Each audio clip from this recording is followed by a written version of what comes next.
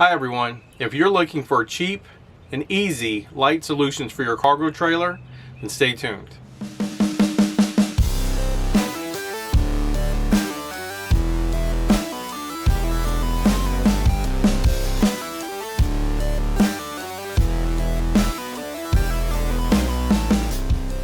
If you're considering a cargo trailer to camper conversion, one of the things you'll need to look at is lighting. Whenever we built out our cargo trailer, I really didn't plan on putting any wires through the cargo trailer, and we didn't, because I was going to use a Jackery and a surge protector if we had access to shore power. We ended up using our Jackery 90% of the time, if not more, but one other option we found is something I want to talk to you about today.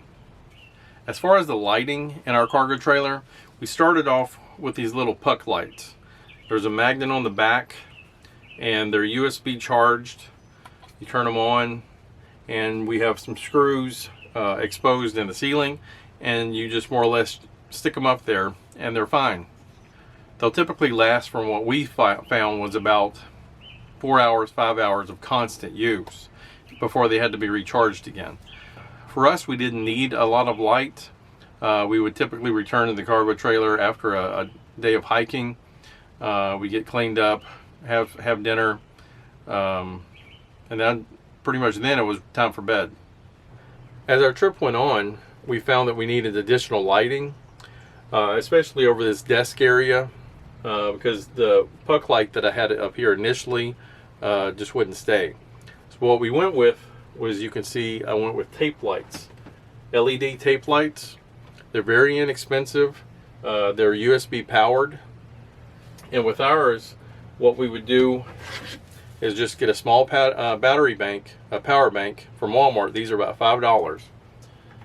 You plug in your lights, plenty of light, and we just kind of tuck our battery up there and get it out of the way. So, and even with this small one, this small battery bank, this would power these lights up here for probably, I'd say, 4 or 5 hours minimum. And this, with these power banks, it'll tell you how much power they have, so you can kind of monitor your use that way. But what we found was that these tape lights work extremely well. We ended up mounting them above our desk area. I ended up running some right above our door here, and also ran some behind us. The only problem with separating them is that you only have one plug that will plug and power them. I ended up getting 2 packs of them, so I would have 2 of the cables that provide the power to the lights. By using multiple power banks, we were able to get plenty of light in here. It's easy to recharge these, and with our Jackery, it charges these in very little time. So that's been a really good solution for us. Your cargo trailer lighting is going to depend on what you want to do. If you want a 12-volt system, install a 12-volt system. With us, I just wanted a very simple system that was easy to replace if there was a problem, that would be easy to maintain, and I haven't found anything that would be easier than this unless we went to candles.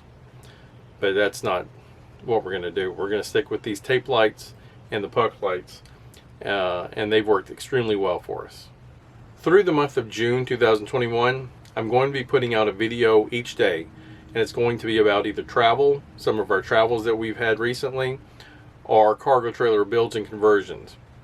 We redid our 6x10 cargo trailer in January of this year, and we just returned from a 4-month trip where we drove over 15,000 miles and lived in the cargo trailer full time. It was an amazing experience. Now we have purchased a 5x8 cargo trailer, and we're going to build it out for Cupcake Son so he can do the same thing.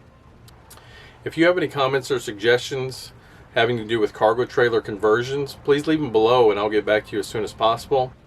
Thank you. See you soon.